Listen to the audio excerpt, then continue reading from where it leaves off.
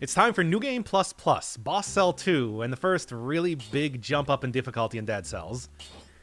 I'll admit right now, I think this is where I'm going to be running into some problems. Because in the previous difficulties, all you need to do is just get some even halfway decent item, make even the slightest effort to try and come up with some sort of synergies, and just grab every single stat in the stage. As long as you already knew what enemies did and what the basic boss patterns were, you would probably be fine. However, Boss Cell 2 enemies are going to be a lot tankier, and they're not really going to fall to the same sort of strategies that you had before, at least not in any reasonable amount of time before they start to get a lot of attacks on you. Which is why I have done a little bit more light grinding off screen to do stuff like unlock the recycling tubes, which spits out not just a single item from each like main hand type, but an entire build towards you, as well as a whole bunch of new items to be unlocked, and forge upgrades too. And even on top of all of that, I'm going to be doing a survival run. So I should be, I don't know, at least able to keep up with the increased damage and the increased health, you know, kind of have that, those advantages the enemies are getting reflected on myself. I don't know. I mean, I'm gonna be trying my best, but like I said, this might not be, you know, the 2-boss cell run, this might be the 2-boss cell attempt. Either way, there are still a lot of pretty good builds that you can get for dealing with anything up to, like, end game. From the items that you have unlocked at the very beginning. I'm talking like stuff like the Wolf Trap is still an amazing item beginning to end, as well as hopefully getting the Nutcracker, which is an item that gets just criticals all the time that you have an enemy immobilized or frozen or whatever in some way. And that's going to be kind of what I'm looking for, I think, for this. Or maybe just go for a decent ranged build. Honestly, a lot of the survival range weapons are pretty good across the board. You can get some really amazing damage out of like the Nerves of Steel there. The multiple Nox bow can hit an enemy multiple times. Obviously, I know it's in the name. But that means that even against stuff like some boss damage caps, you can manage to overcome that just by getting enough stats at some point in time. I mean, overall, I think this is also the point in time where you really want to start looking into some of the more advanced mechanics in the game. Because, for example, stuff like Rally, which I mentioned last time I was doing the daily run, I believe, you know, that hasn't really been too relevant up to this point because you weren't really taking enough damage to actually try and get some of your health back by attacking. It's the exact same way it works all the way back in introduced kind of like to the world at large in well, there, now I can actually start to show it off. Well, not quite. Thankfully, the first couple areas are going to be pretty manageable. It just gets bad past here. Late game is where you're going to start to really feel the difficulty ramp up, which is, you know, hey, both a good and a bad thing. Kind of gives you a undeserved sense of safety, which is then stripped from you very quickly. Well, anyway, yeah, Rally introduced back in Bloodborne, I think, the world at large. And that's just the idea that after you get hit, your bar turns orange, and then hitting enemies means that you can regain that much health, but it goes down pretty quickly. And if you only lose 10% of your health in a single hit, you're probably not going to be able to get too much of that back unless you're already attacking an enemy. But if you lose like 50% of your health in a single hit, and don't say that's an unreasonable amount, not for Dead Cells, it's like being able to just get right back into the fray, especially because it will scale with the amount of damage you're doing, can be a real lifesaver, or at least a real potion charge saver, of which, yeah, I'm getting a single potion charge after bosses. It's a pretty big difference. I'm not even getting like the full potion charges anymore. It's just an occasional one. I'm gonna have to rely on food I find on the ground, necromancy, which is another reason why I really want to be taking survival this time, and potion charges that you find in shops. But if I do that, then I'm gonna be very I'm gonna lose a lot of the advantages that I get from being able to buy stuff from shops, especially now that I got the reroll mechanic set up and everything. Sure, this is a new area. I don't really know if this is the best time to be taking it on, but that's the magic of editing. This is the DLC area from the Bad Deed CLC that came out. When was that? That was, well, I mean, this was this year. Oh, nice. Also new stuff too. Yeah, it came out this year, Valentine's Day? Yeah, so it's still pretty fresh, but I want to say that it was sort of designed with this also feels like a step up in difficulty, which is why I don't think it's a great idea to be doing this on 2 boss cell mode. Oh well. Just a little bit of light grinding. I'm not going to be doing all of these immediately. I'll probably wait until I either die or manage to beat this run miraculously. But just because I think that, you know, watching me go through and do a little mini showcase of every single item is boring. So let's just... Goodbye, potion refilling station. I'll miss you. So yeah, let's just kind of put that off for later. I mean, same thing with like getting all the blueprints in the first place. Shove it off till the end of the episode, or until I really need to get some of those. A lot of skeletons in the background. Oh, speaking of which, I never actually looked at where the skeleton from the beginning area went. Again, that is something that I could conceivably do right now, but I think with this level of difficulty, it's not a great idea. Oh well, at least with the amount of enemies that you're seeing in this area, those guys are called Eaters. Look, I didn't make the game. I do not take any responsibility for what they decide to call stuff. And there's just generally a lot of enemies in this area, and that can be kind of a problem. But with the multiple Nox bow, I think I should be okay-ish. And especially with the powerful grenade. This is sort of a very standard part of any survival run you're going to be doing, at least in my opinion, because, well, it hits in a huge area. It doesn't really have any wind-up time, unlike a lot of survival stuff. This will work well. And just in general, it does good damage. Being able to take out... Okay, and this is one of the major reasons why I wanted to do survival. The ability to get colorless items. That's actually much quicker than I expected it to be. Opening up opening up the careful. God. There's a couple of new areas that were opened up by me getting the wall climbing rune, and that will allow you to get a cursed chest, no problem at all, you know, 100% of the time. And that's kind of when I was, hey, really starting to rake in some of the blueprints. And that was kind of where I was hoping to talk about this, but hey, free legendary item just being carried around by a random elite, especially a random elite that I could deal with pretty well. That's great. That is exactly the best thing that I could possibly hope for. Now, this is not like a 100% lock type of way to get a win out of 2 boss cell mode, but if you can have it happen, it is something that will help you a lot.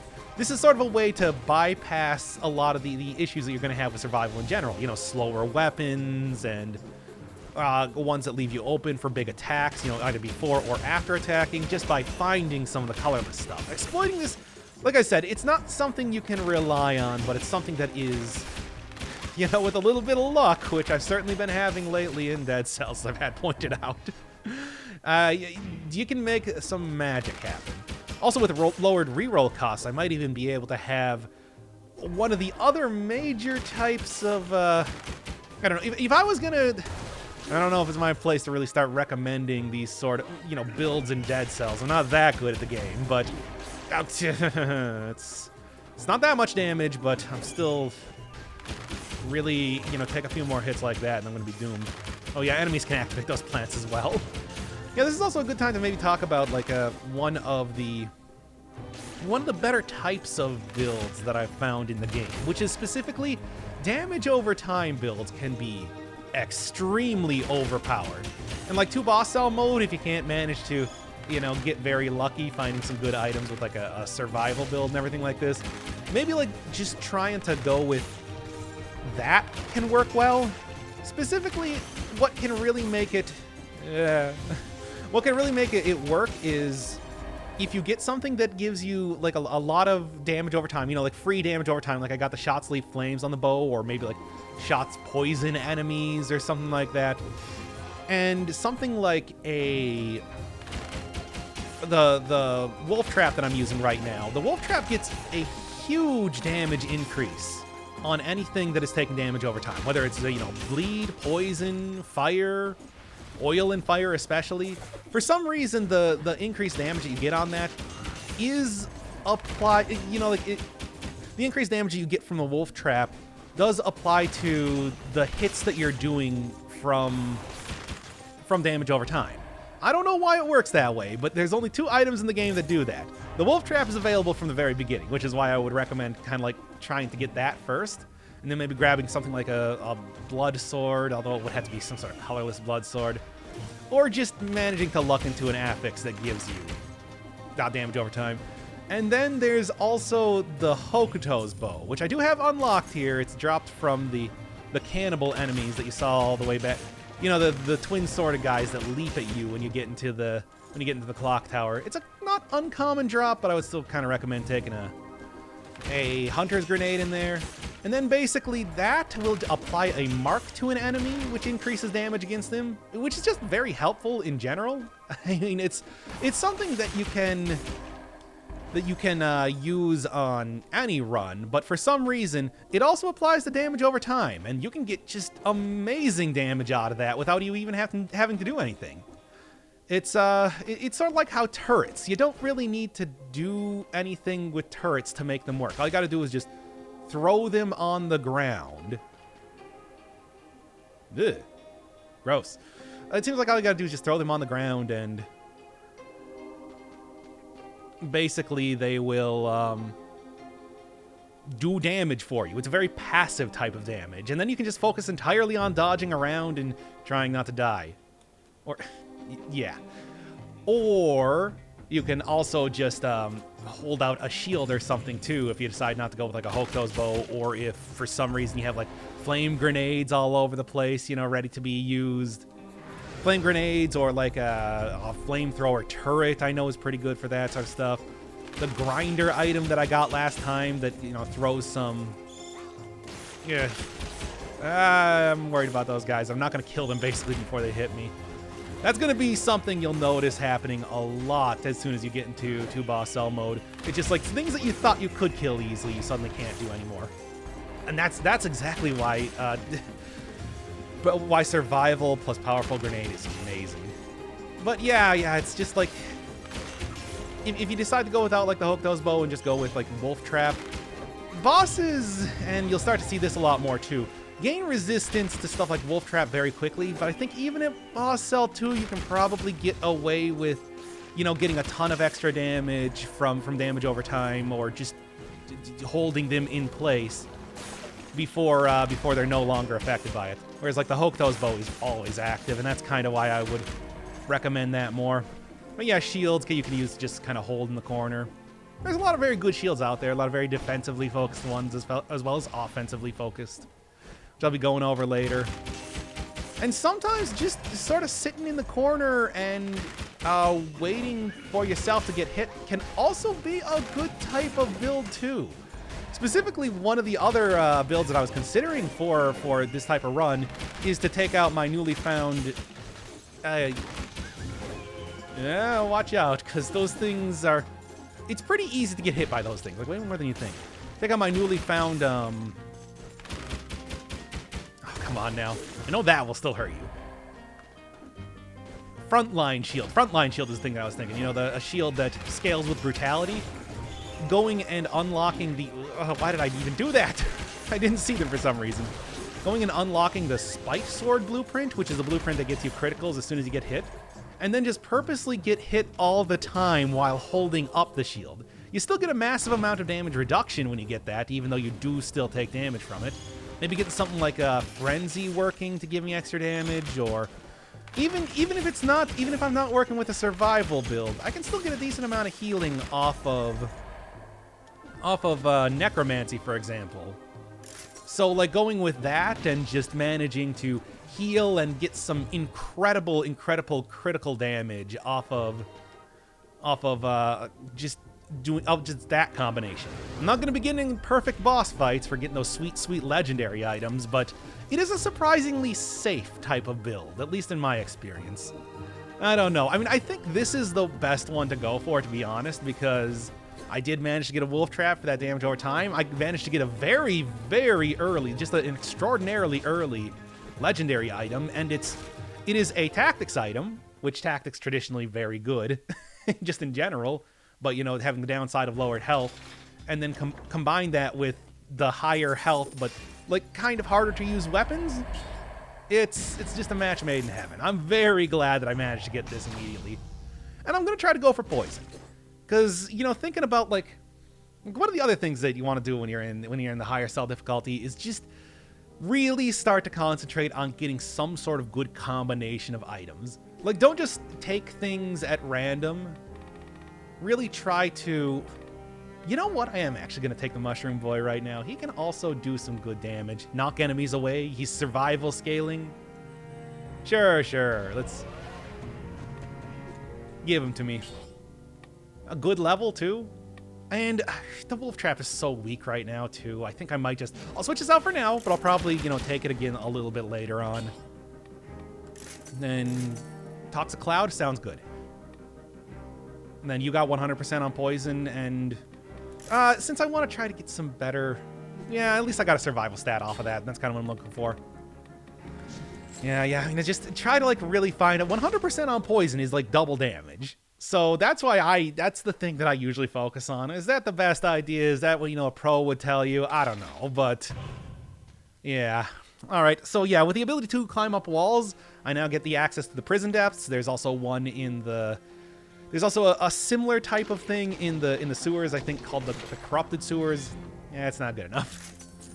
And that will reward you with a curse chest immediately, which is great. However, the curse chest does you have to open it immediately because you can't get back in here. There's a little area where you can shove the homunculus rune in there, but that's you still have to open it up immediately. And that can be rough, but thankfully I got some... Oh yeah, I should summon you up. What am I even thinking? But at least I do right now have some great supplies for, you know, just some great items for taking out enemies. Good. Immediately. We good? We good? Okay. So I'm worried here. I'm still legitimately worried, especially about getting taken out by curses. I want to say when you're dealing with a survival run, curses are extra difficult just because you can't purposely, you know, get hit and let can't be interrupted by enemy attack. Deal with you know, the problems you're gonna have dodging around stuff. Well, that said, you know, hey, Mushroom Boy, great item. He'll knock enemies away. He'll knock enemies off of areas, and for some reason, gravity is one of the most powerful. Yes, too. There's no actual stats in here aside from that one that you get from the curse chest, unless you find a challenge rift, and I did, which is good. Oh, it's actually working out surprisingly well. The Firebird luck is running deep here, but still, I'm not gonna get too cocky. I'm very worried about how this is going to turn out over the course of things. Also, what a good time to have the speed buff on there. Of course, I ran out of it. I ran out of it before I even finished that little jumping area, but these parts are kind of the hardest part of each challenge rift, in my opinion. So being able to move a little bit quicker does, you know, is only to my benefit. Yes, and you know, look, I know there's also another thing with the Mushroom Boy where he'll explode to deal a lot of damage in an area. Also, the Mushroom Boy is homing. And to be honest, it is sort of like the powerful grenade, except you can get extra usage out of it. I'm not gonna do that. I don't want to kill my good mushroom boy. Also, at this point in time, there is an achievement for not doing that. So, you know, I gotta get my sick chivos, you understand? Well, here's a new enemy that you're only gonna be finding in the prison depths, and thankfully I got a good enough build that I'm actually taking him out very quickly. The mechanical spider, or hammer, or enemies change names so many times in Dead Cells, I can't keep them straight. But yeah, it spawns out enemies. It has a lot of extra health compared to most enemies that you're going to be finding around here. Shoots out these bombs, can parry them, but it's like there's a lot of great area control abilities that it has, which is frustrating. Maybe the worst thing, though, especially for a survival run, is the fact that they spawn out a whole ton of enemies. And with a slow weapon that's nice, and with a slow weapon that's difficult to hit enemies with, it's like, especially flying enemies, because usually there's not like a whole lot of range to each one of your survival weapons. You can run into troubles with them. And then, yeah, one enemy in the entirety of this area will drop an iron key, and that iron key can be used to open up an area at the end. Not quite as good as like the sewers that I saw, the sewer keys that I saw before, but it's enough to get some pretty great, you know, a nice upgrade to stuff if I can't find anything else. I am still also very worried about these guys. They're going to be able to chunk down a lot of my health if I do not take them out very quickly. Also, you know, getting double extra invisible enemies around here is not doing me any favors either. It's not like they even got anything else to drop for me. I got the Great Owl of War, which is fantastic, and which is... okay. Oh, good berry. Which is fantastic. Hey, what? Yeah, I got the Great Owl of War, which is a fantastic item, and I'm thankful for that every day, but I don't really need anything more from them. One of the problems that is gonna come out from this run, though, especially in this area, is that I do need to take down the Lacerator guys. The sombrero wind... oh, or I'm already done with the area. Whatever, that works too. The Lacerators, which are the sombrero-wearing red guys that you see around here, they are dudes that will... that when they're spinning, for some reason in Dead Cells, if you're spinning, you reflect projectiles. Well, you don't reflect projectiles, but you can't be hit by projectiles, and that's I don't know why that is. That's and having a very projectile focused run. Well, at least with the quick bow. I suppose the mushroom boy and the powerful grenade not so much. Gotta watch out there. I've had some pretty good items here. I'm going to take a look at the other new DLC area, the Morass of the Banished, which is well, I suppose I can just unlock this one right now. It throws down oil. Works well with things that synergize with oil, as well as it also has just a very large area of effect too. And you know, any sort of fire you'll get synergy with. There's also some weapons that get criticals off of oil. It's good. It's not really something that works in this run because it's not even like a survival scaling. But I'll probably get some usage out of it later, especially when I start to unlock those specific items. The criticals that you get on enemies that are oiled up with that are amazing. All right. Steel your nerves, because this area starts off strong, real strong, with some real strong enemies. So these tick mini bosses only appear in a couple areas in the entirety of the morass, but these like large open areas. But they can, if you don't have like really good ranged weapons, take you down pretty quickly. Stink, you say?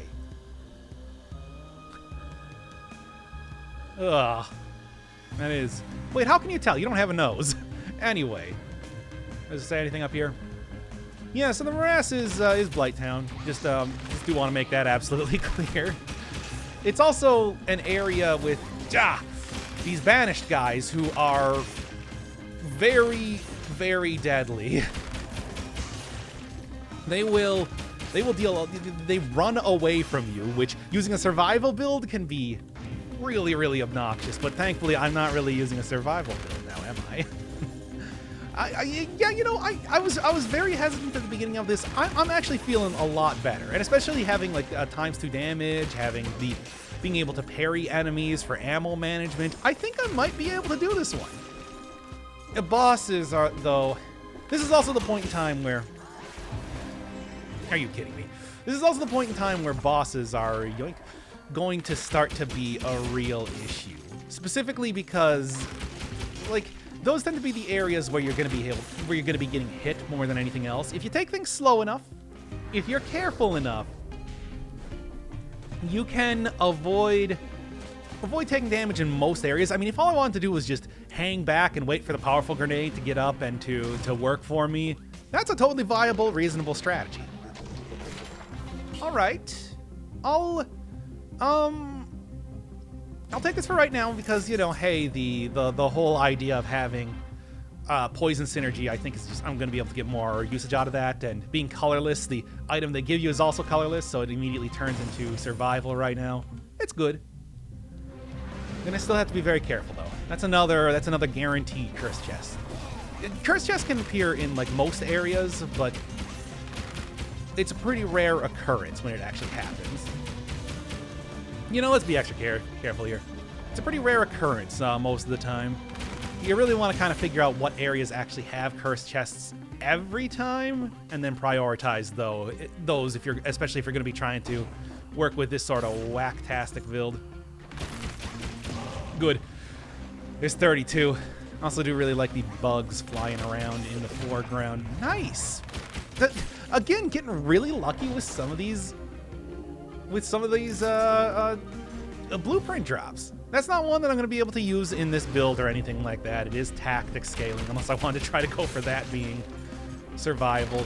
I think Quick Bow, I could not have asked for a much better item.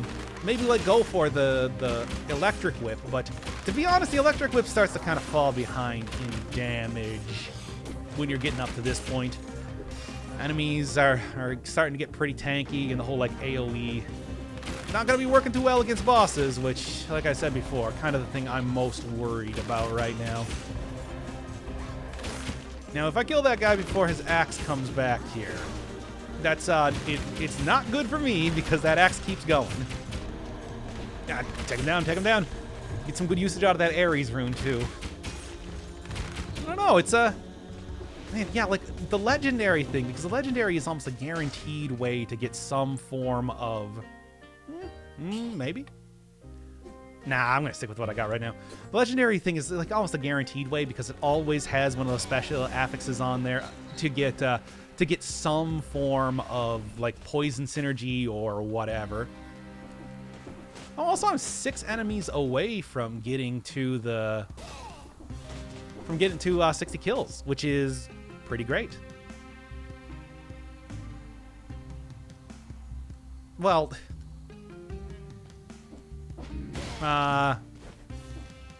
given what I saw before, I don't think that's going to be too big of a deal. So they're just like, they got like a pipe straight from the sewers down to here, which is just,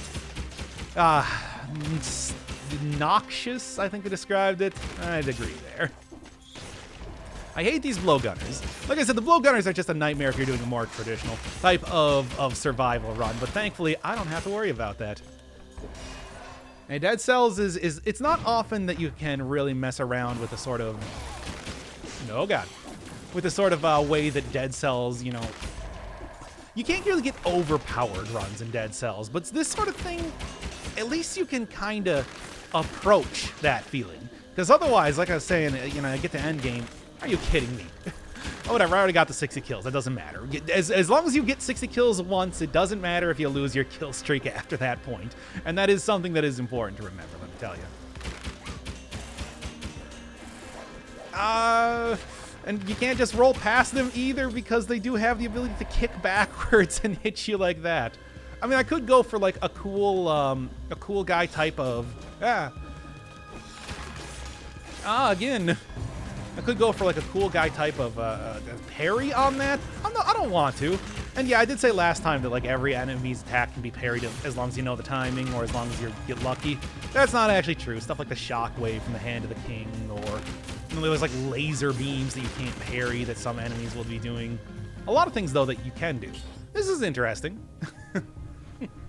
This is an interesting idea. I don't know how I feel about it. Well, there's a boss coming up here. I'm gonna see if I can't. I'm such good, because this is not even just a good good item in general. It is a fast melee item, which is something that you don't see a whole lot when it comes to survival. Whoops! I hit tactics. I meant to hit survival. It's a good thing that I already have such a good run going on. Otherwise, I would be very, very worried. Because losing out on some of those stats can be a real difference maker later on in the game. Well, anyway, at least for right now, it's like taking enemies down pretty quickly, and I'm not worrying too much about like ammo count or whatever. I don't know, maybe this could work out a little bit better. Because the thing is, like I was saying, it's legendary items almost guaranteed to be able to let you get some form of like poison or bleed just baked into the item. If I re-roll this a couple times, maybe I can make sure that I'm getting criticals every single time I hit an enemy. Ah! Who are you? I just looked to the left, my left right now.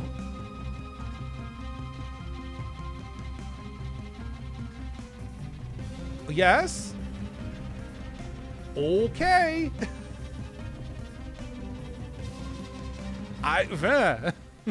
Freaking me out here. But yeah, you can see exactly why like necromancy is so good. The times that I did get hit, I was able to heal up pretty well. It's helpful.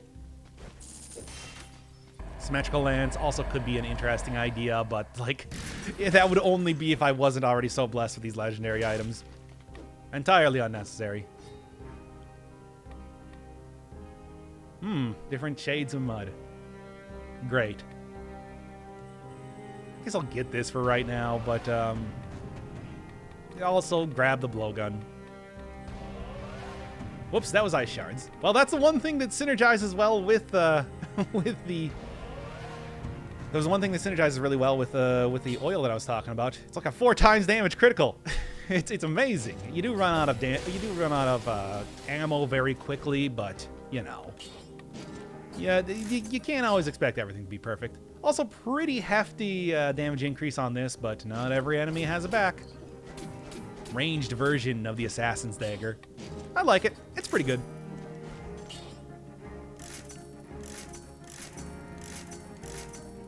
That's what I'm looking for. I mean...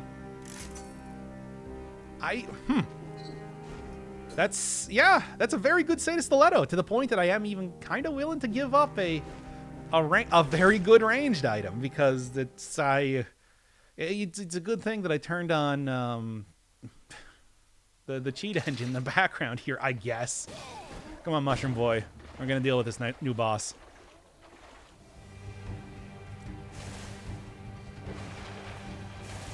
Not tremendously impressive right now, but give it a second.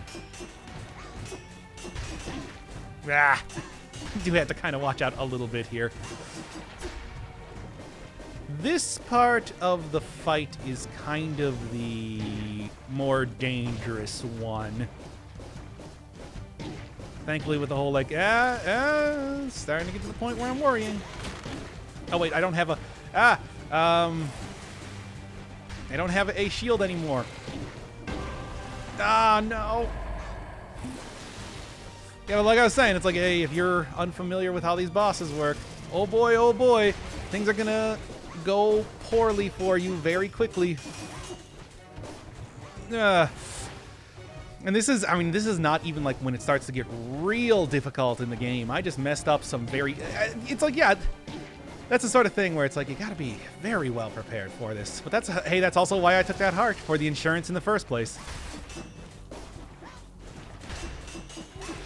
Also, the fact that this is a very new boss, I'm not very well attuned to how it works. To be honest, it seems like using the...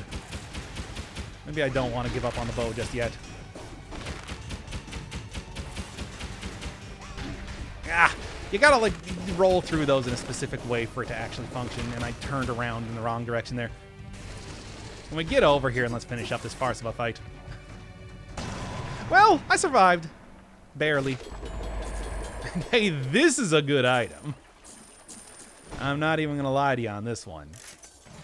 The Scythe Claws are amazing, and to be honest, if I didn't already have some really great items already, I would probably go for the... Yeah, nothing. I would probably go for getting the Scythe Claws right now, just because they are that good. Might come in handy indeed. A two-hander weapon, where you get two different weapons for the price of one, basically. And here's another new area with the wall climbing. I could have actually technically gone to this place after the Conjunctivius fight, except it wasn't really possible because I didn't have the wall climbing ability at that time. It is nice because that used to be the only way that you could get into the graveyard, by going through the Conjunctivius fight. At least now you have a little bit of a choice on the matter. I'm a little bit worried about this. Because like I was saying, you know what? I was really talking about the Sata Stiletto. I think I'm going to continue. Just the range. The range is helping me out here. And knowing that I've lost my heart now, I don't really want to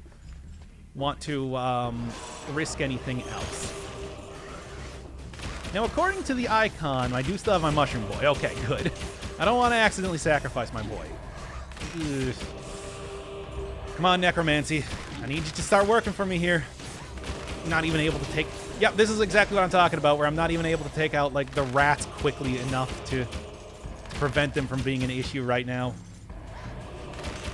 Oh, no, oh, no. I gotta go get, like, a shield. It's a good thing that I have, like, 1,000,000 shields that I can go unlock right now, including, like, the best one in the game. No problem.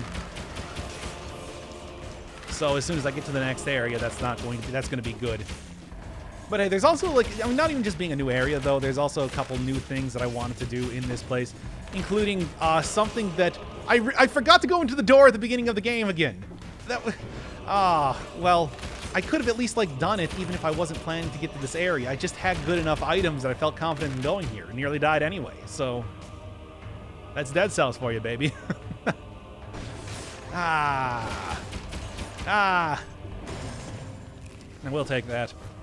You know, one of the other things that I maybe should have done, instead of taking, like, 2 times ammo... Do need that for the future. Instead of taking 2 times ammo, is maybe instead try to... take like Dead Inside, because not being able to heal from food is not that big of a deal when I'm healing, you know, half a percentage of my health every single time I kill an enemy. It's quite a bit of health. I mean, look at where I'm at right now. Especially with the addition of the rats in the game. There's so many more enemies that you can be killing for that extra health. It's a good way to heal up with very little danger to yourself, as long as, you know, you're not getting hit all the time like I am. Don't worry about it. I'll make it work. I'm making it work here. But yeah, there's also, like, another reason that I really do want to go into this area. There's a very basic, very good upgrade that you get in here. What I'm specifically going to be looking for is anywhere that I can possibly find a... let's just kind of give him pretty wide berth here. Any place that I see, like, one of those wall runes or floor runes, because there's something in there that I want. It's a key. It's a key that goes here. Can't quite see over far enough, but trust me, it's gonna be great when I get it. I don't know if I'll even be able to, like, unlock it immediately, so I might as well say what it is right now. It's not it. It's gonna look a little bit more key-shaped. Key Van Leaf shaped. You know, for all of you classic Odor fans. Okay. Yeah? No. Well, as it is, another thing in this area is there's more guaranteed cursed chests, as well as guaranteed food shops for at least healing up there, but that's not like a huge concern as of right now. Really, I just want to watch out for those grappling boys, because they are going to do a lot of damage to me. Very... you ready for more Dark Souls references? Very Dark Souls 2. The guys that you found in the Huntsman's Copse look very, very similar to these hooked mans. The hooked mans who live in a hooked house. For all you classic nursery rhyme people out there, I don't know. Anyway. Oh man, invisible enemies. And then on later difficulties, you also have protectors starting to appear down here, making them invincible and invisible. It's too many ins. I can't be dealing with this. But I am at least dealing with it for right now. So, yeah. And I did actually get the, you know, noticing the golden skull in the bottom right corner. I do actually have the things required to get into the 60 kill door, which is good for me. This is also an area that has a whole bunch of cell containers. It's very much out of the way and behind some pretty tough enemies, so I don't really know if it's, you know, the best sort of... Whoa, dude! Watch out there! You picked me up and made me sound like Shaggy from the Scooby-Doo-Doos. Okay. You know, I was talking about how... Get out here, Mushroom Boy. Your services have been replaced. By a trap. Look, it's good. Trust me. And yeah, the only exit that I got here is the Forgotten Sepulchre, but I'm okay with that. For the damage over time type of thing, maybe?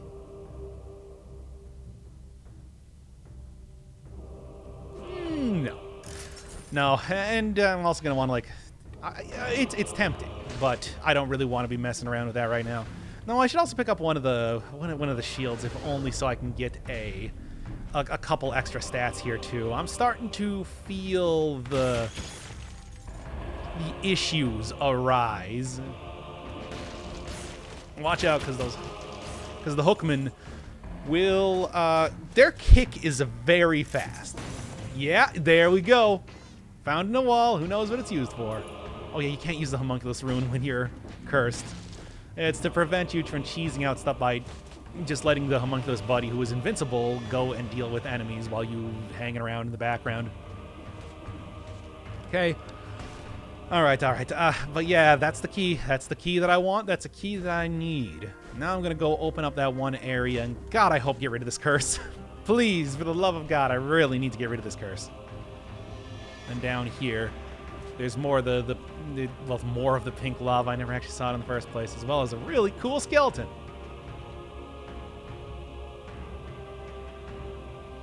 I could have opened it up right now if I spent 5 seconds looking at the beginning. You know where you find that artifact?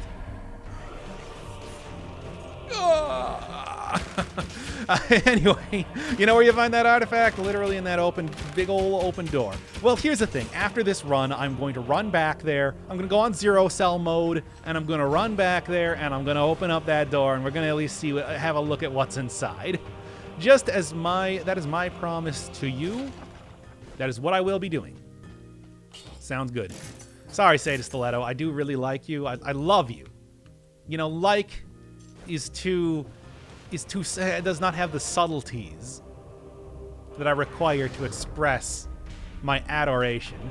But it's just I want to stick with the safe route right now. Good. And I believe that is going to be the last curse chest of the game, which is always cause for celebration because, well, that means I'm not going to be getting cursed anymore.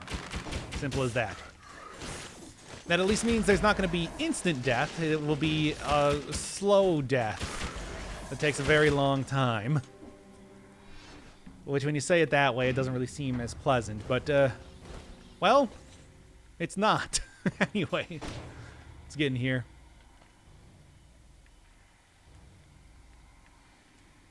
Yeah, it's covered in a bunch of crystals. Saw that they were mining crystals around here, and we also saw an awful lot of crystals around that one area that I was just at. Perhaps there's a connection. Perhaps. Anyway, I should go use this key already. Frontline shield? Nah, I'm gonna stick with the cudgel, and then, like I said, I gotta hope I can pick and choose whatever sort of... Oh, I could also get a flint over there. Not the best item, but it's an item. If I didn't have something better, I would have taken it, but obviously I do. Well, anyway. Merchandise categories. Now you are no longer constrained, and also this kind of unimpressive, if I'm being honest, mutation blueprint. But hey, if I got it here, I might as well go unlock it. Merchandise categories. You're no longer constrained by whatever the shop wants to offer you. You can now choose from each one of the categories, the same categories that you see in custom mode, as soon as you have this thing unlocked. It is a great upgrade, and it goes a long way to making sure that you can get what you actually need for your run, rather than whatever happens to be offered. All right, so yeah, I got 60 kills. I'm actually looking pretty good. A bad Mama Tick fight, but you know, it's otherwise going pretty well. Ice Grenade was something that does work in this build, but it's not really worth it. 300 and then 100 for this. I guess I could just open up that right now. The merchandise categories is going to be very helpful. I mean, yeah, you might have actually seen like other people playing the game that if they have a they don't have just like items on the floor in each shop, but they have like a gray monolith that allows them to choose like melee weapons, ranged weapons, or shields. That's what merchandise categories is, and it is so helpful, especially if you decide to do like normal mode like I did today. Why did I do normal mode, you might be asking? Well, basically somebody said, oh boy, I need some damage like now. Basically last time somebody said custom mode Resident Sleeper, so I'm like, well, can't do custom mode now. Oh god, please, Necromancy. I need your assistance right now. Oh, and this is where the Weirded Warriors are going to be very bad. I wasn't even thinking about that. Well, it's not like I had any other place that I could go to right now anyway. I kind of bungled that whole deal. I'm a real, I was going to make some sort of reference to Mr. Bungle.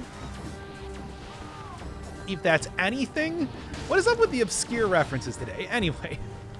Oh yeah, this is again what I'm talking about with getting, if I don't have like Pierce or anything on the bow, and obviously I do have like a little bit of AoE, being able to get a pretty huge amount of damage just with the... Oh yeah, I forgot to unlock another shield in the previous area. Oh well. The bomb, that's why I got the bomb. The bomb is really backing me up there, which is good. That means that I don't have to fret too much when it comes to going through this area. You just do something like that, especially getting like the poison on there too. 2 times damage should be enough to take out, even at kind of relatively low-ish. I'm not feeling too good right now, by the way. Good. That's where Necromancer comes in, but also... Yeah, that's just the AoE. The AoE can help out so much. And that is exactly what I need. Oh god. Piercing would be so good on this right now. Let me tell you. Well, at least, hey, you know, I'm going to be going up against a Timekeeper after this fight. Yeah, I know I'm deep underground. Why am I going up against a Timekeeper who resides in a gigantic tower? I don't know. That's just how it works. Ah! That's very bad. Yeah, being able to kind of lock her down on the ground to deal damage, as well as get that sweet, sweet damage over time in there. Now, the whole, like, poisons enemy is not a lot of damage over time. If you have, like, an item like the Blood Sword, for example, last time, that is based around doing damage over time, that can be a lot more powerful. There's a curse chest down there. Oh, come on.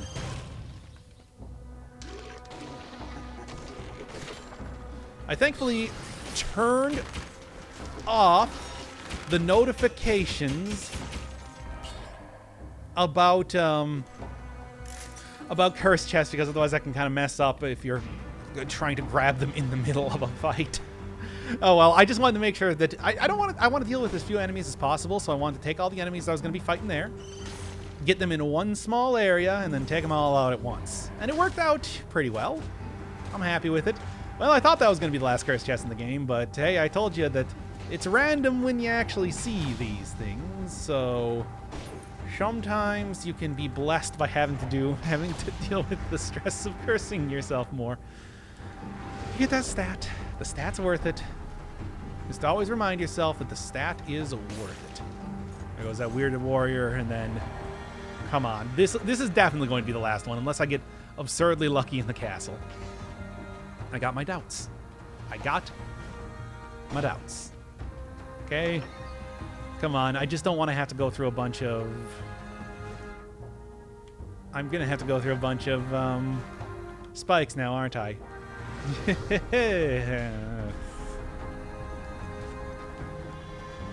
Well, maybe I won't need to be cursed for that. Like I said, all you need to do is just kind of wait out the cooldown on a lot of these things, and then you don't even have to worry about, like, you know, you just take out huge swaths of enemies without any issue at all. And that's what I'm doing here. And there it is. Okay.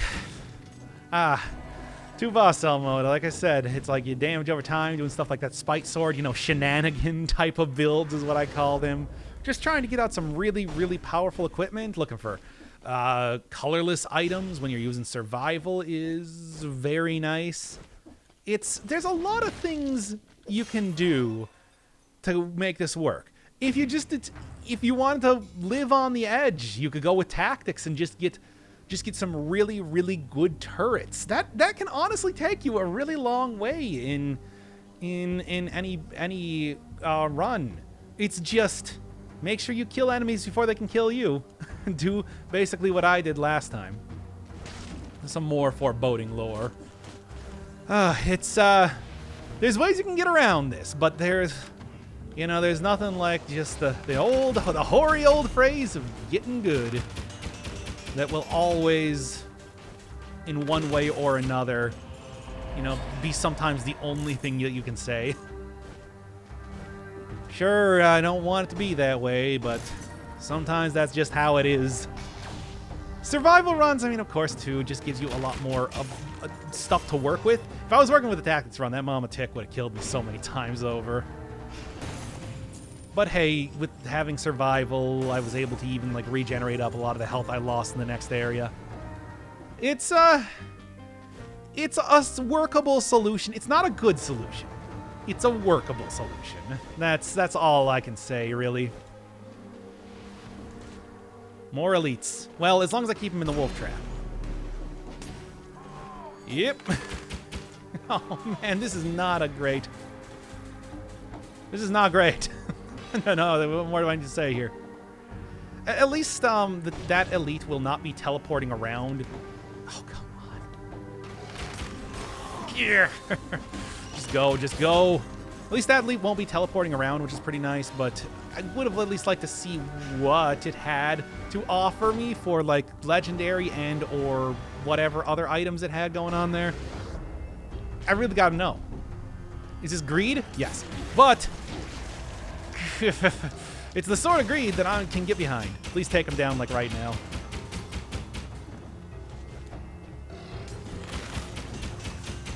Okay, come on now.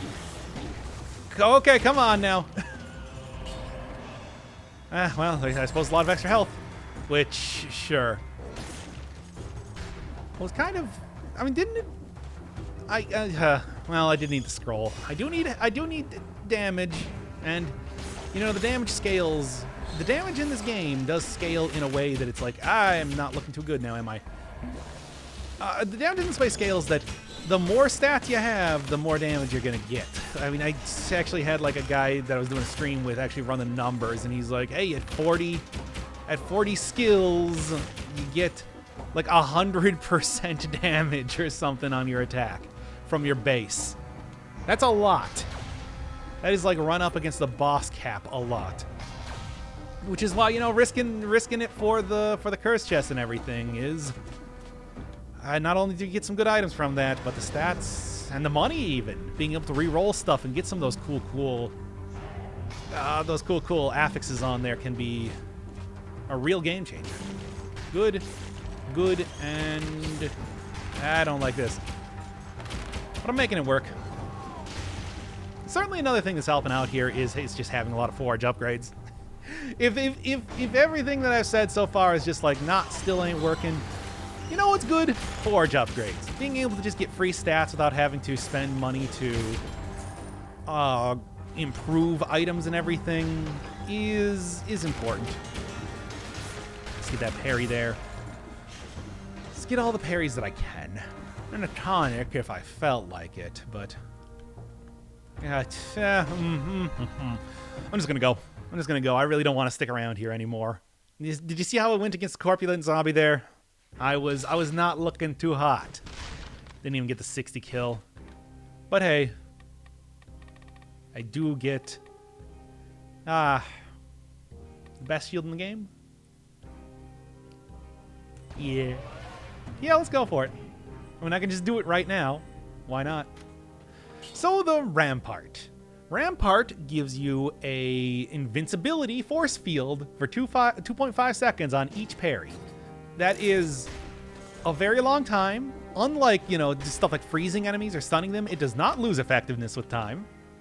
And it's just overall, it's still a shield. You still get all the benefits of a shield, like that little momentary invincibility when you get hit by an enemy.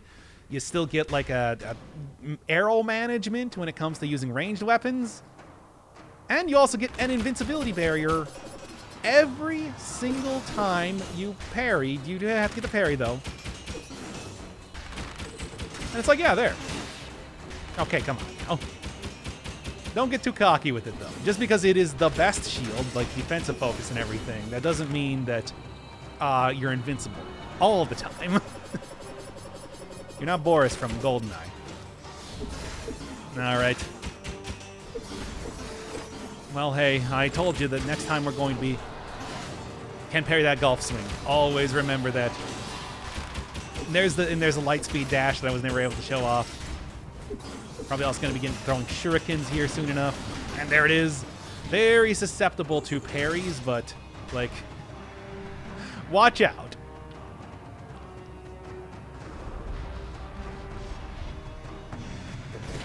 All right, and we got the ice crossbow. Survival, giving you a little bit of, like, freezing utility. I don't know. It's okay. It's got the cool ability where it does sort of a heavy crossbow type of hit when you hold down the button to like charge it up. But that's not a huge deal right now, I think. Very nice. Can I get like 2? Well, 100% on poison means that I think that does do increased damage with the shots exploding to poison cloud. But as we've seen so far, this is too early of an item, a quick bow 2 legendary. Even though it is still doing great damage, it's like, it's a quick bow 2. It's not really the most amazing of damage dealers, and that includes on the poison there too, which is just usually poison to line up some, usually some poison things to line up synergies, rather than being like something that you're using to attack by itself. Okay. Oiled sword. Do we even have that one unlocked? I told you, legendary items can be anything. Gives you oil. Gives you fuel, gives you fire, gives you that which you desire. Ugh.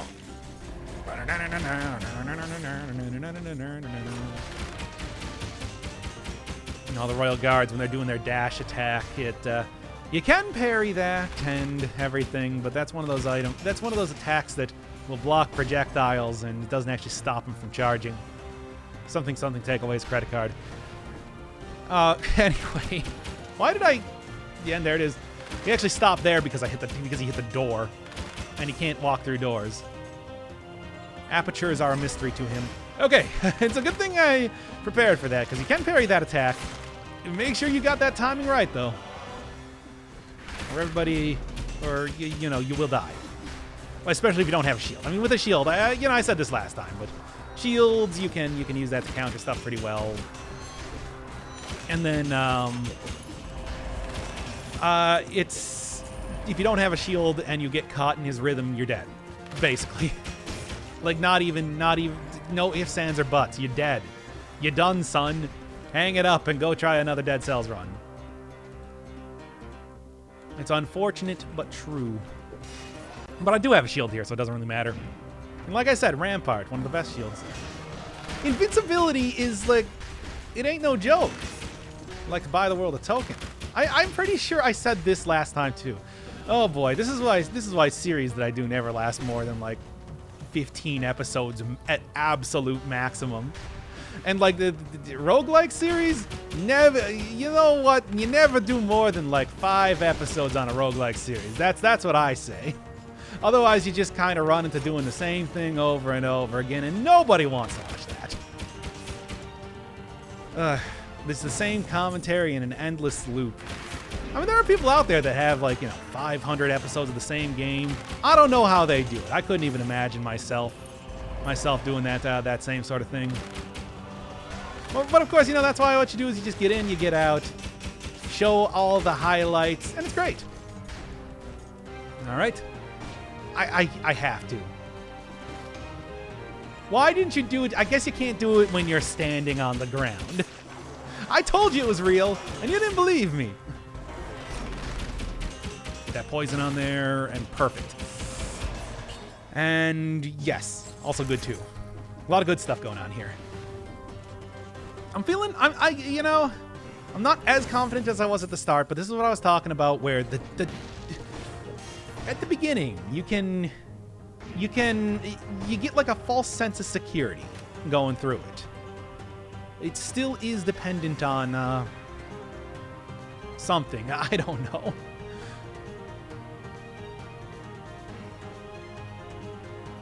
Okay.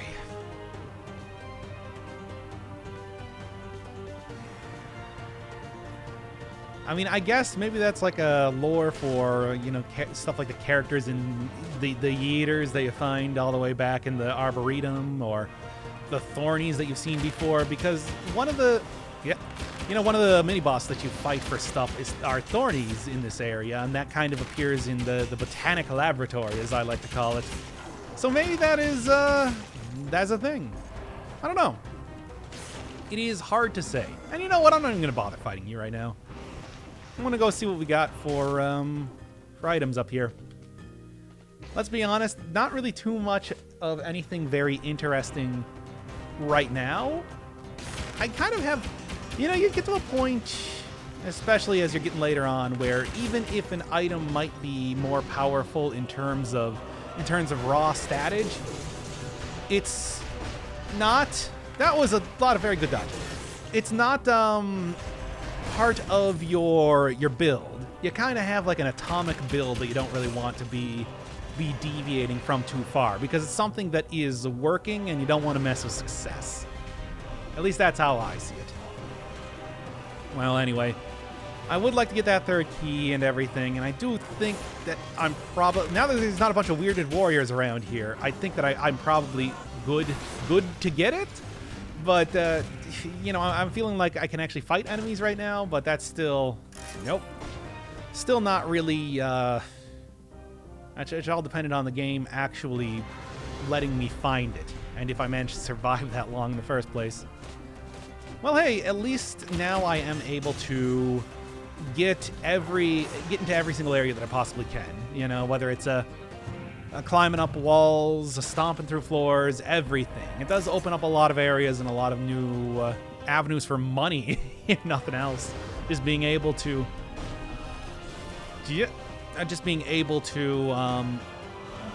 sell items if I'm not going to be using them, and use items if I can. Yeah, that's pretty much it.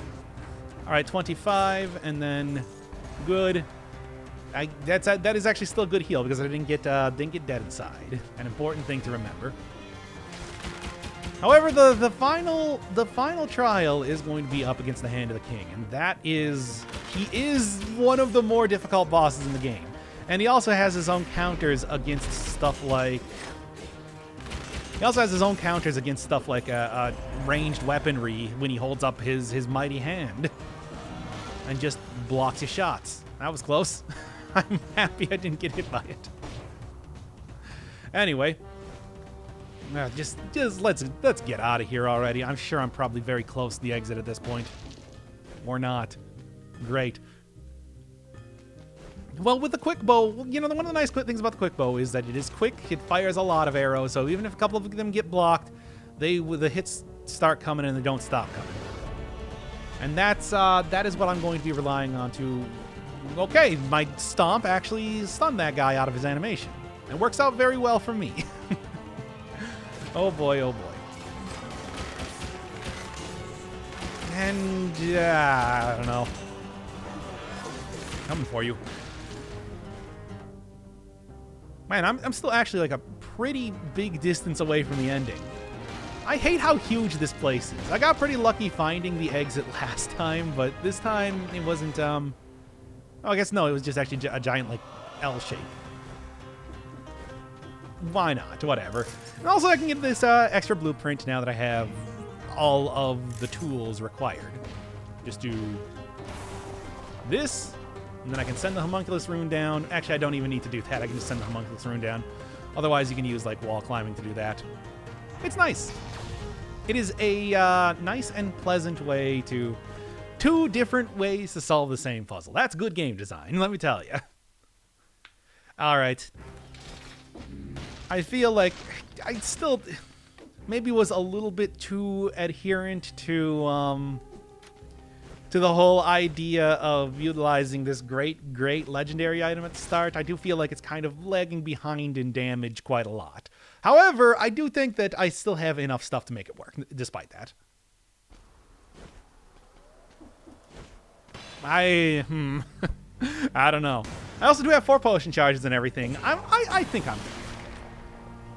Get that third boss cell and then go into the even harder difficulty next time. Just can't get enough, baby. There's where the Rampart is just amazing, as I was saying. And I don't even need to, like, actually dodge a lot of this stuff. Much like the Royal Guards, his whole ability works in the same way. Okay, good parry, at least. But yeah, we can actually finally see what this guy does. His attacks are quick, and they hit a very large area. He can push you into pits, which is a problem too. And his attack just overall attacks very quickly. It is difficult to deal with, if only because of that. These elites also, I feel like, can do even more damage than the hand himself if you actually manage to get hit by them. They are just regular elites, but I don't know what the deal is. It's just, it feels like they have some maddeningly large damage on them. Good. I told you, Rampart is the best. It's got another confession to make. It's a fool, because it's simply the best. Ah, don't fall into the pit. No, he was just prepping up his big slam. He was all like, come on, I'm going to do it, and welcome to the jam. Okay, that's okay, that's okay. An acceptable... Oh, I'm actually taking surprisingly little damage, but that's the power of having a survival run. Alright, that's the next boss cell. 3 boss cell is not a huge difference from 2 boss cell, but it is even more difficult. They're not, because 4 boss cell, they start to throw in gimmicks, and that's a problem. But hey, at least that's a successful run right now. So what I'm going to be doing is I'm going to be showing off the area that I was neglecting so much previously, a little bit of post-commentary to show all the blueprints that I get, as well as getting a showcase for each one of the items that I have unlocked now. And then, yeah, next time it's the pain train continues unabated. Okay, this is the 3rd attempt to get here. The first time I died to a curse. The second time I forgot to bring the key with me. But this time I have it, and I'm actually ready to get in here. And here's the original cutscene that you get when you're picking up the key.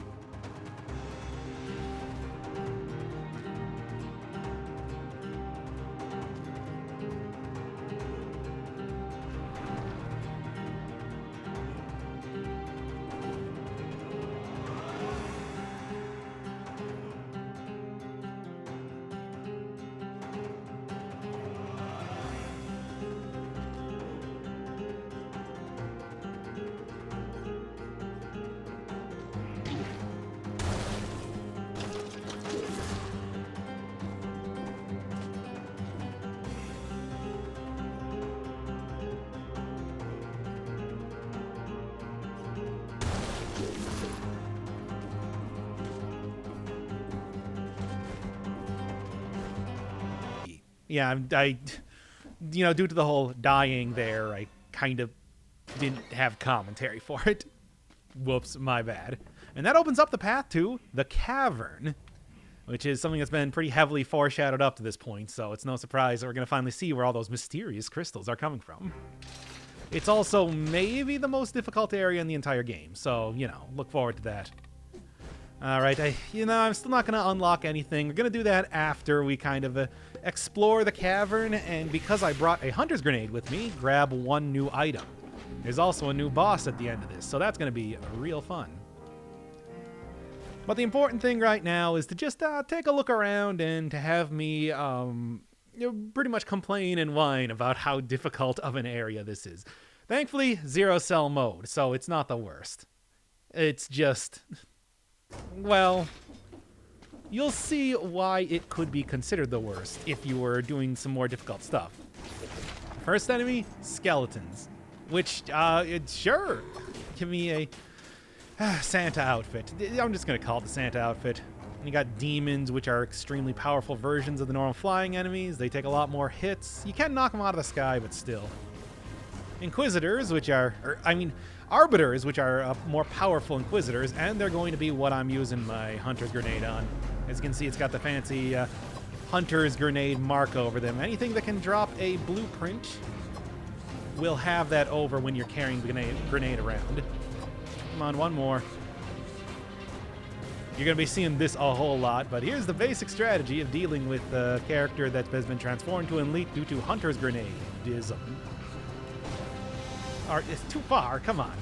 Well, pretty much what you want to do is you want to jump down, like this. Like this. Oh, come on. Let's try that one more time and I should get it here. They have a very hard time hitting you when you do that. Oh man, I hate the demons. I also hate the Arbiters because they drop a bomb when they die too, making them extra difficult to deal with. Alright then. That's not an outfit, that is an actual item. Survival scaling. Which, speaking of which, I'd probably, speaking of outfits and survival scaling, probably should have switched off the neon outfit. It's not really the most appropriate thing anymore. Oh well. But yeah, there's so many enemies in here that are very tanky. Stuff like the ground shaker here that can hit really huge distances, snipe you very well, like the demons and everything. And just like these skeletons, which you can't stop them. Once they go, they're going. The slammer birds here are also a great type of enemy too, because they are immune to stuns. So if you're trying to, like, say, get blueprints from that, use the leap off of the side of an area after you turn them into an elite, because you can't just freeze them with like a freezing grenade. That's the really effective secondary way that I would say you can deal with that. Skeletons, despite being the most, I don't know, I guess like appropriate for the next boss, are actually one of the weaker enemies in this area. At least until you like encounter some elite versions of them or something. Actually, I don't know if they can be elite. Oh well. There's also a lot of good items there, including the one that I picked up, the magic missile, which is one of the best tactics scaling items in the entire game. At least for me. I mean, I guess really you could probably get more damage or more utility out of some other things, but that one is just, well, its gimmick is that it can just attack enemies anywhere. Much like, it is pretty much the big brother to the electric whip. It doesn't have the AoE, but it has so much more range on it. It's a very spammable weapon, and at high levels of stats, you can just stand still and let it take care of every enemy in the game. Of course, you still have to use a tactics run for that, and those things, especially knowing that I'm on 3-cell mode now, are becoming increasingly more questionable to use. Thankfully, the retaliatory grenade you can parry away. So keep that in mind if you're ever in a tight corner with when that guy does his death rattle. It could save your life. Oh boy. Ah, that's rough. There's also a special outfit in here, but you have to be on 4 boss cells, I believe, to even get it, so that ain't likely to be happening. Ah, man. Well, the Grand Shaker Yeah, dead before it could even do stuff.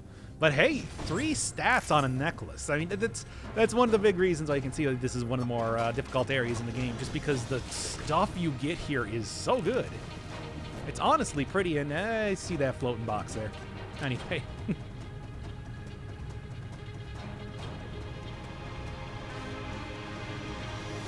Yep. Oh boy. Well, I mean, they're all dead now.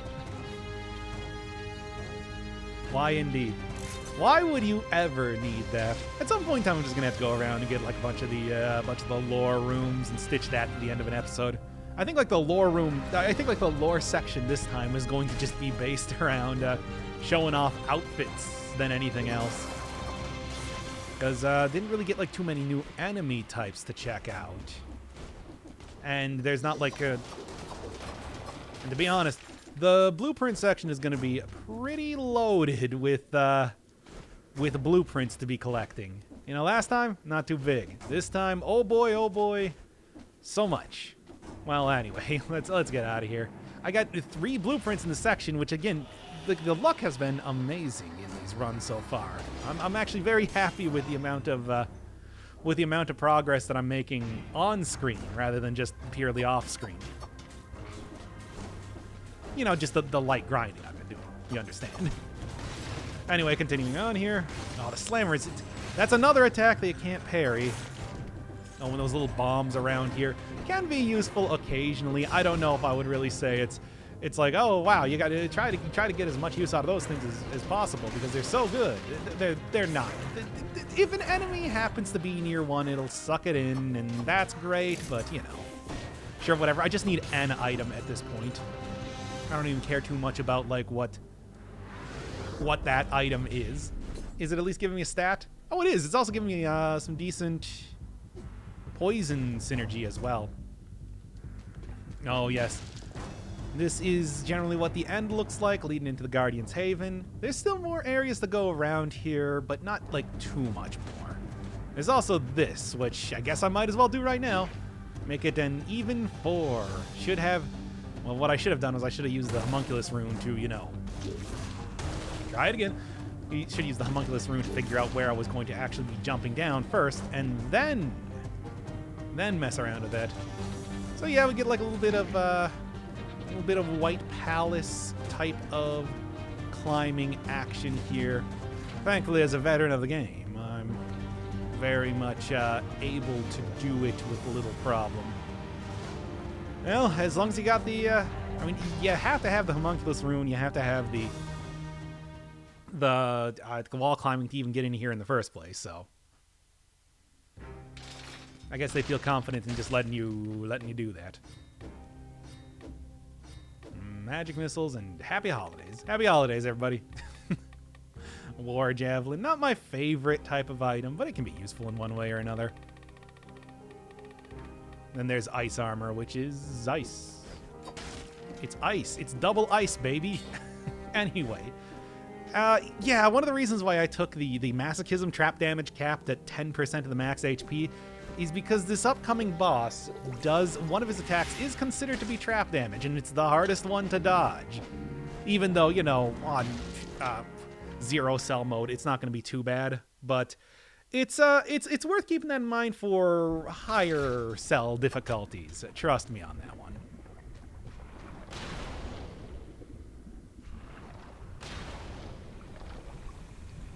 Damn, dude.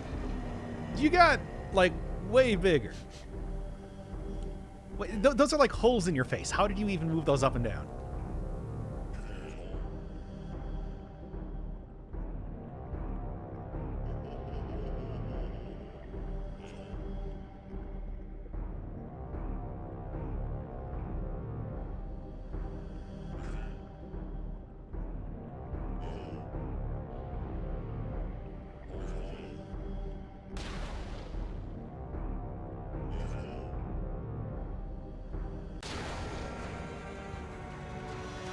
So yeah, the giant here does get a little bit more.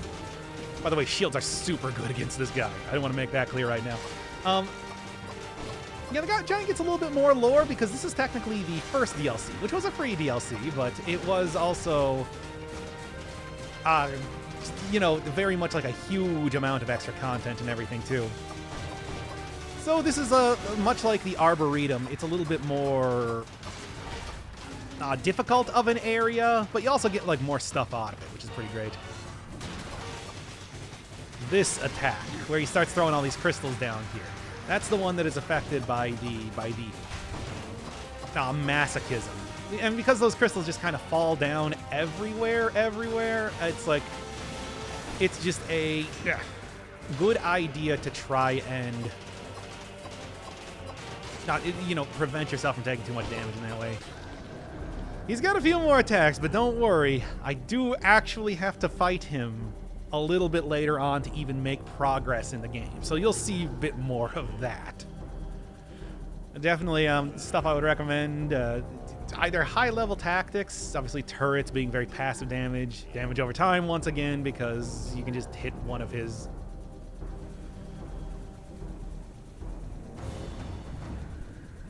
Yeah, get out of here. See you next time. Anyway, yeah, damage over time, which is pretty effective. You know, you just hit him with like the Hokuto's bow. You can't really trap him in the wolf trap, though. Lead right into the castle, or you can also go in here, because this is a harder area, and just go right up, and instead go directly to the throne room, which is pretty nice. It's a nice shortcut, so you can bypass the castle, which tends to be real difficult anyway, so I think it's worth it. You can get 2 stats in here, you know, to kind of make up for what you're losing by not going into the castle. Now, you would normally be able to get like 4 or 5 stats in there, but Giant Killer, critical hit if an enemy is an elite. It's a good item. It's a good item, and you can work it into like a survival build pretty easily. But that's not what I'm doing right now. I mean, I could just go fight the Hand of the King once again, but instead what I'm going to do is the miniature showcase and then blueprint unlocking and checking out new outfits. I mean, it's not like there's too much benefit to fighting the Hand of the King right now anyway, so this is only 0-cell mode. I'm not really going to be getting anything extra. This is as good a time as any. No time like the present, you know? Yes, just like Scorpion. There's a swift sword from last time. And oh yeah, I didn't have the oiled sword unlocked. At least not just yet. Valmont Ducoul. Valmont is the composer of the game. Useless. Yeah, that one was a Joe joke, everybody. Unlike last time. Fighters select live dangerously, or for what I understand, speedrunners. Who it's just like, well, they're not going to be getting hit anyway, so you might as well live at half health and get a pretty hefty buff out of it. Left Scythe Claw, which I would have liked to use, but you know, it wasn't really in the cards for that. Needless to say, not a good item. But you know, I got it unlocked. Yeah, unlimited power, etc. A decent survival weapon. I mean, I'll be like looking at every single one of these in about 5 seconds anyway. Literally attributing that quote, by the way. There you go. There it is.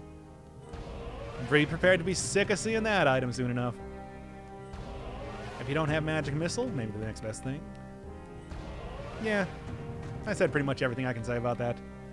The Boomerang, yeah, that one right at the end of the castle, and now it's finally mine. One that used to be a lot better in the past. And I guess shields here. Bloodthirsty shield, also pretty good against the giant. Any sort of AoE damage actually does a pretty big number on him. So punishment, same thing there.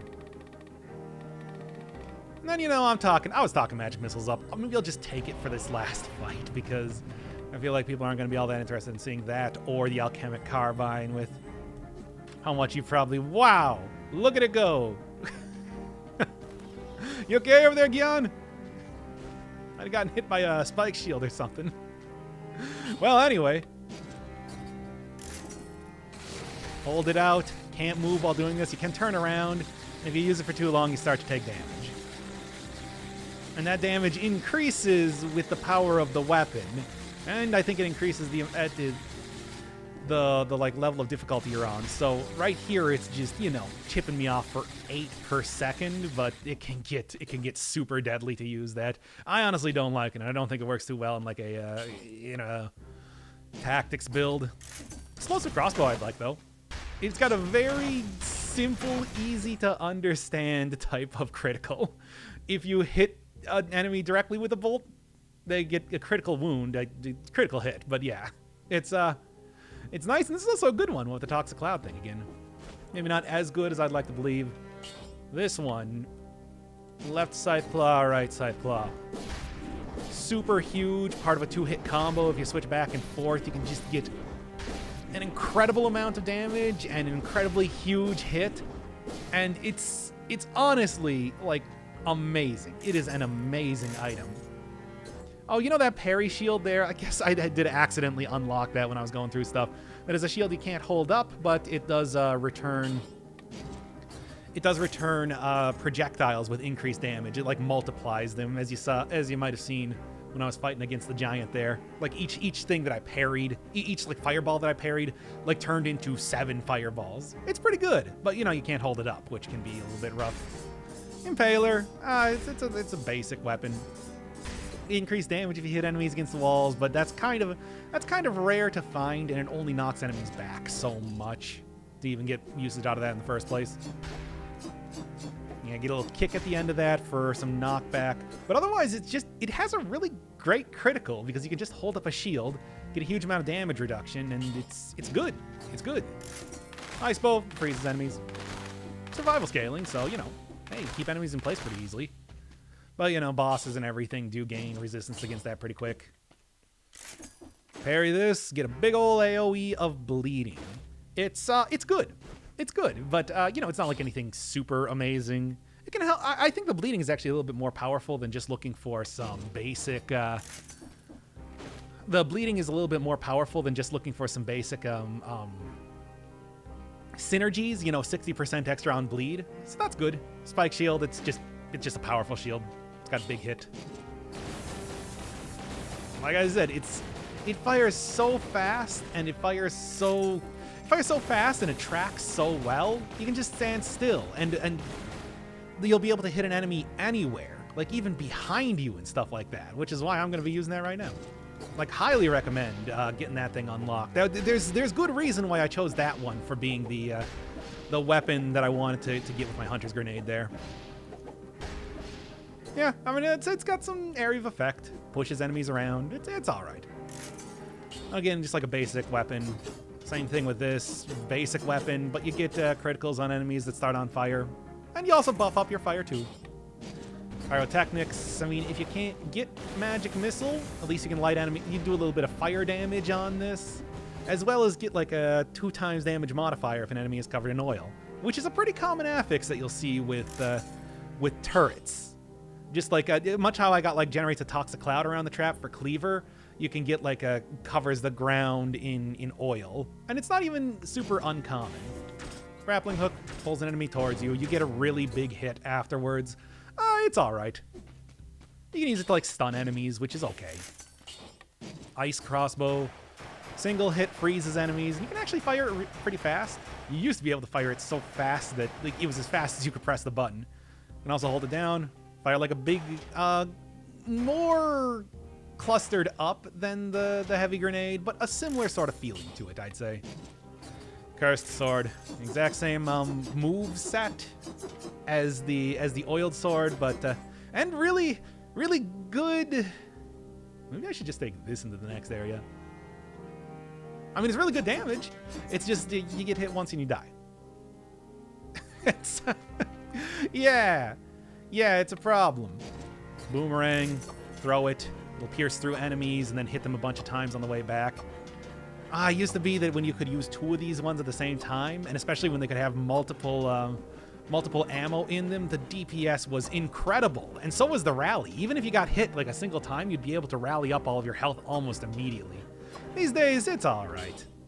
It's totally okay. The nothing personnel ability, teleport behind an enemy and allows you to hit them in the back. Great synergy with the Assassin's Dagger, but it's also a pretty big hit just in general too. It's good. It's a decent item. Just a bow that you don't have to worry about ammo with. It also has an infinity symbol on it, which is kind of cool. You know, swarm. Summons these little biters. These little biters are usually not very long for this world. But hey, you can summon a lot of them, and you can summon them very quickly. So they can be good in some ways. Hokuto's bow puts a mark on enemies, and that mark will not only buff up just like the main hand of your weapon, which is kind of what I'm going to be counting on it now for, but it will also buff up the damage over time, which is very, very powerful, like incredibly powerful. Heavy turret, another very standard type of weapon in a tactics arsenal. You get a buff for standing near it. It does pretty good damage, and its heavy hits will also tend to stun enemies, which gives you even more utility on top of all of that. You know, even just like the little micro stun you get from that is pretty good. Torch, just similar to the blood sword, except this one is fire. Good synergy with the Hokuto's bow, I suppose. Only a 2-hit combo. Not you. Continuing to look through stuff here. Yep, just a automatic firing crossbow. Does damage, does extra damage to enemies that are mobilized. Good synergy once again with the wolf trap. That in a survival run, pretty potent. Yeah, no, you're invisible during that time, so enemies will automatically go and try to attack the explosive decoy. It's all right. The bombs actually from that thing do more damage than you think, so it's good. Punishment. I mean, it's a good shield. It just does AoE damage. Yeah, great against the giant. Flamethrower turret, also pretty good. Since it's easy to get, like, throws down the oil, it's easy to get, you know, the fire and oil combo. And damage over time also means that it gets buffed up pretty well with the Hokuto's bow or whatever. The wolf trap. The wolf trap. That's the only other thing that he even works with. Really easy to get like 3 stacks of bleed every single time you do that. You can really blitz down an enemy fast, and you get stuff like some of the special bleeding affixes, like bleed propagation or bleed as well as poison. It's a decent item. Really long cooldown though, unfortunately. Corrupted power, buff up stuff, but it's also an easy way to get stuff like freezes enemies nearby, burns the ground around you. Arrows stuck in enemies for arrow management if you're not using a shield, for example. It's pretty all right. Here's like another easy way to get like inflammable oil, which again would be very good for a lot of, you know, like a lot of pyrotechnics or ice shard type of synergies. Really, it just gets a big damage bonus when you're at half health, and that's something that you can very easily control and make work for yourself. Vampirism, just big AoE bleed on enemy. Did you see how gigantic that entire circle was? You can only use it once every single time, once in a biome. It refreshes after you get back into the, as you get into the next biome, but still. It's good for healing. It's not something that I would take around a lot with me. Wings the Crow. Lets you float. Lets you do damage to enemies underneath you. It's of questionable use. Speedy sword. You get a speed buff. You get crits. That's it. Otherwise, it's just a good sword. Valmont's whip, where you have to hit enemies like exactly at the tip, and that hitbox is hard to do. The damage is great though. The critical is amazing. It's just, you drive yourself to madness trying to get that critical sometimes. And then finally, the Hayabusa gauntlets. The punch weapon. It allows you to punch. And it also has a very easy to get critical, less than 40% HP. It's not bad at all. I actually quite like it. All right. Come on. Yeah, at least give me that. I kind of want to keep the poison for right now. I suppose it doesn't really matter too much. I don't really have too much for like poisonous type of stuff going on here, but yeah, I'll try to make it work. Crow's Foot. Give me support and give me tactical retreat. Because it's one hit and you're dead. It's like, hey, we got it here. I got it. It's certainly a usable weapon, but get an achievement for this, by the way, if I can do it. I've already done it before, like in a super earlier update when Hammer King wasn't even like the final boss at that point, but well, let's see how it goes. Cool. Good start.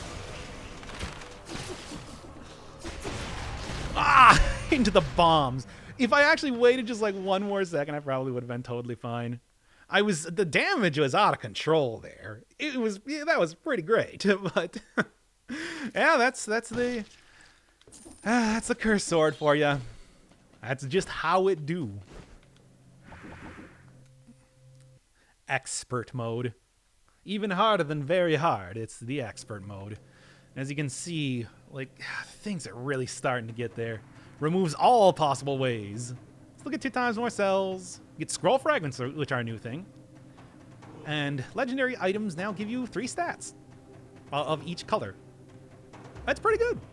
Also, of course, improved legendary forge, as you do. We'll be seeing a lot more of that later on. First off, first off, here's the actual cutscene with this guy that I didn't include last time.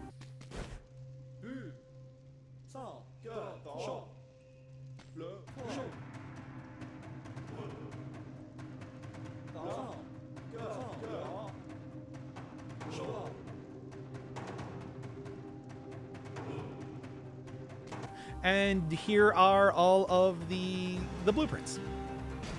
And there are a lot of blueprints to be had. Dead Cells is a game that has been around for some time now, and between the, like over a dozen updates that it's had, I want to say that you get an average of 6 new items added for each one. And that's not even counting the outfits that were added back in the 1.0 version, I think. The point is that the Hunter's Grenade is going to be getting quite the workout right now.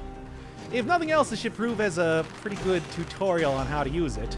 Well, not the grenade itself. You just throw that at an enemy, and then as soon as you get them down to 40% health, you use the blueprint extractor. Now, the real difficult part comes in where you need to channel the blueprint extractor. You can do this in a couple different ways. Get yourself a wolf trap, rooting grenade, freeze them in some way. But the best way that I've found to do it is to just exploit the fact that enemies don't know how to teleport to you if you're in the air. You have to be on solid ground before they can even figure out where to go. So during that time, all you need to do is jump off a ledge and then start channeling, and you'll probably be able to get the blueprint before the enemy can attack you. Probably. Some enemies are faster than others. And of course, if you don't have a very open area, that is another problem. Especially when you are breaking down the golden door in the specialist showroom like I am every single time. I didn't want to pay for the grenade for the first few runs. I was just going in through the first area. I had to kill 1 enemy and that was it. It was easy. I only died a couple times doing that. Let me tell you, just pay for the door. You'll probably still get enough money selling items that you find around the first area to make it work anyway. And then there's the Hunter's Grenade, and then there's also like 2 other types of blueprints that I'm getting here. This first one is like the puzzle blueprint, where you have to use each one of the runes that you found throughout the course of the game to like climb up a tower, to stomp down into the ground, and to also notice that there is a third key like in a little alcove where a rose is held. So what you gotta do is you gotta stomp on it 3 times to actually get it. Tricky, but once you figure out what you're doing, it's not too bad. And really, I think it's worth it to 47 curse there, and also 4 times damage. That was very close. But yeah, it's a good item too, getting the explosive crossbow. Pretty nice to have range just in general for survival, and also to be able to do AoE damage. It's not quite as powerful as the heavy grenade, but it can work in a pinch. Yeah, eventually I'm going to go on to 2-cell mode to start trying to grind out the forge a little bit. So I stop cursing myself every single time. But for a while here, it's like I was really living on the razor's edge, wasn't I? Well, anyway, the third type of blueprint that I'm going to be getting is boss blueprints. They do have an awful lot of them to give you, whether it's items, outfits, or mutations. They're just all over the place. And also, eventually, I just decide to stop doing normal mode and switch on to the same sort of build that I was doing before. And that Bobby outfit. It is... I wasn't even trying to get that. I was trying to... get one of the biters so that I could get the spite sword instead, but somehow the zombie there managed to absorb the grenade anyway. And that is actually a thing. If you are using the Hunter's Grenade a lot, you'll be fighting an awful lot of zombies, because not every enemy has an elite version of itself. And if you're fighting like a training dummy or a bat or kamikaze, it will instead just transmogrify into the most basic enemy in the game, the zombie. Which is fine, because I do know... How many times did I get the Bobby outfit? I swear to God. I didn't even realize that I had so many examples of that. I guess I died quite a few times trying to grab that thing. Well, anyway, I'm not going to take it out now. I've already made reference to it. It can't be removed without being weird. Well, anyway, yeah, I mean, I do know that you can make, like, kamikaze enemies elites, because I've seen it in mods before. I'm just glad the Motion Twin didn't decide to do that, because that would be frustrating. Another one of the puzzle ones, you had to figure out how that you could jump over the top of that gigantic tower in the middle of the Stilt Village, and then by using both of the keys, you can go and get the parry shield. Something that I accidentally unlocked early, so I didn't get it in the proper showcase. Which, yeah, sorry about that. Here's a good example of the cannibal is a good example of an enemy that is very, very frustrating to fight as an elite, and especially to get that extractor off. Hokuto's bow is totally worth it, though. And this one, you got to go from lowest pitch to highest pitch, find all 4 bells, and then the 4th one will drop you this key. This is one of the more frustrating ones to get. You can see I turned off the music, I turned up the sound effects, I made sure to clear out pretty much the entirety of the clock tower to do it. I've heard that some people have just gotten it by attacking the bells, and apparently due to a glitch, all of them like rang at once, and they just automatically got the key. That definitely didn't happen to me here, unfortunately. As much as I would like to not have to go through that entire rigmarole to get the blueprint. Punishment is a nice shield. I don't know if it's that nice of a shield, though. Ice shards. Used to be so powerful when they didn't have ammo and you use 2 of them at once. But these days, they still do good damage. It's just having limited ammo is rough. Heavy turret, like I was saying before, also just a standard part of a lot of my tactics-based runs. It was definitely one that I wanted to prioritize getting, even though I ended up, in my efforts to try and avoid making this episode for as long as possible, because I didn't want to edit this all together.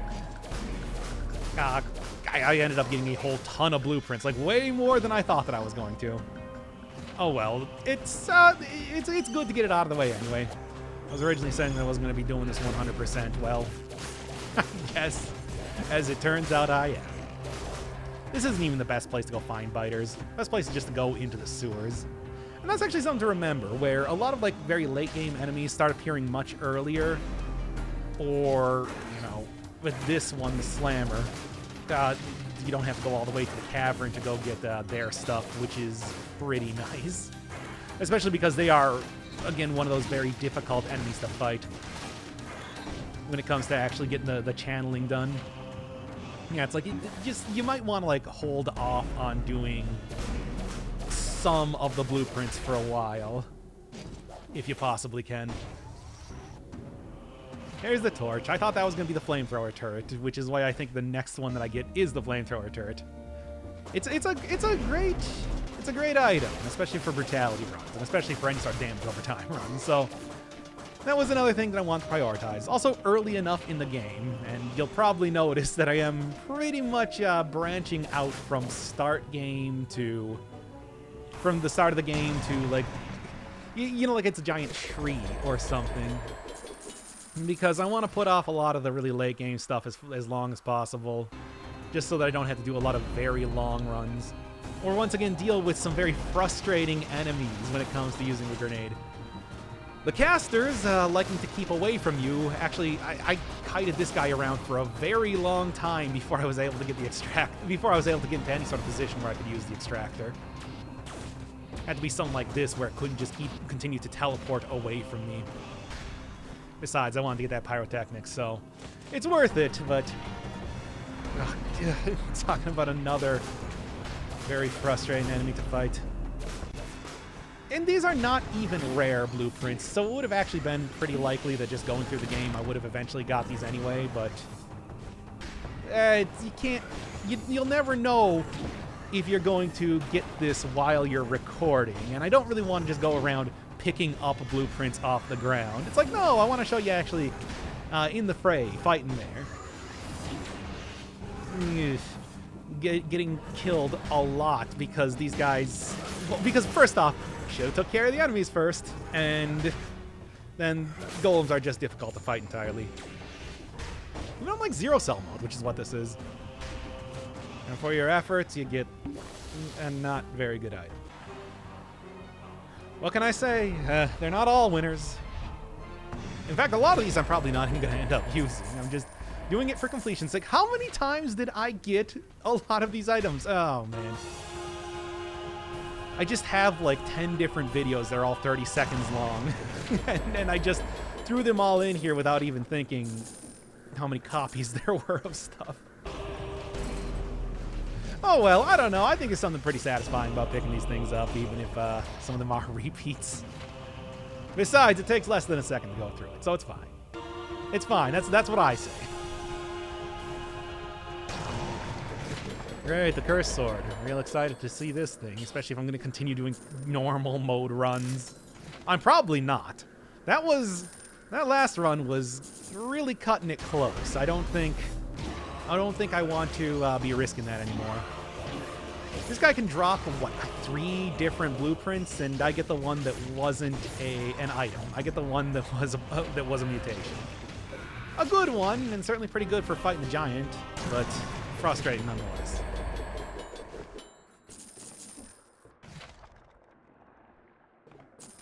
Okay, enough of that. Let's get into some cool outfits.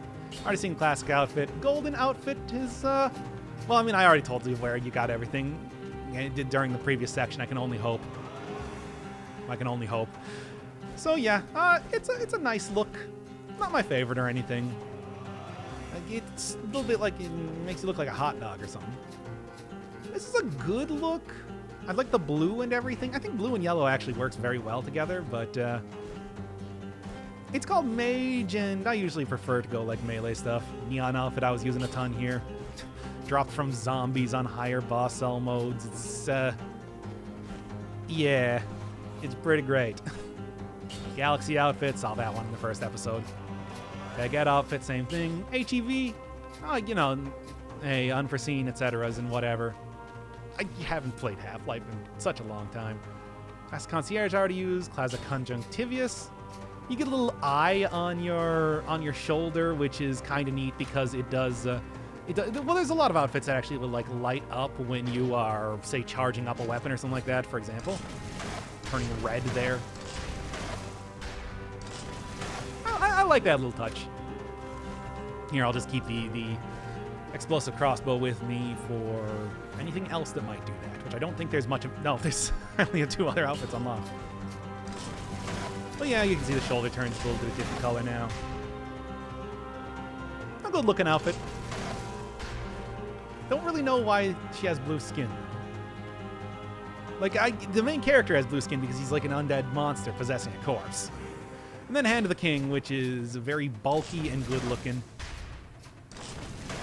You know, the little pads that he's got on his thighs there is actually what the frontline shield originally looked like. So there is a new shield that has that sort of look, but the idea that the man plastered a couple of shields as part of his armor to him is pretty great. Still got like the red scarf and everything. It's overall just like a more advanced form of the original basic outfit. It's got some similarities. It's like supposed to be the like basic soldier versus the elitist of the elite. But yeah, that will do that. Next time, it ain't getting any easier.